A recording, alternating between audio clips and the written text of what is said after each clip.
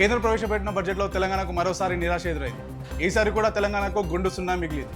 ప్రధాని మోదీని సీఎం రేవంత్ బడే బాయ్ అని పిలిచినా ఆ బాయ్ కనికరించలేదు. नरेंद्र मोदी जी हमारे हिसाब से प्रधानमंत्री का मतलब हमारे बड़े भाई के जो मदद रहे तो ही हर प्रदेश के मुख्यमंत्री उनके क्षेत्र में वो कुछ तरक्की कर सकता है, कुछ डेवलपमेंट को आगे ले सकता है. సీఎం రేవంత్ వరుస ఢిల్లీ టూర్లు, కేంద్ర మంత్రులతో సమావేశాలు అన్ని ఫ్లాప్ అయ్యాయని బీఆర్ఎస్ విమర్శలు గుప్పిస్తుంది. తెలంగాణ నుంచి 8 మంది బీజేపీ ఎంపీలున్న రాష్ట్రానికి నిధులు తేవడంలో ఫెయిల్ అయ్యారని మండిపడుతుంది. మరోవైపు ఏపీకి కేంద్రం బడ్జెట్ వరాల జల్లు కురిపించింది.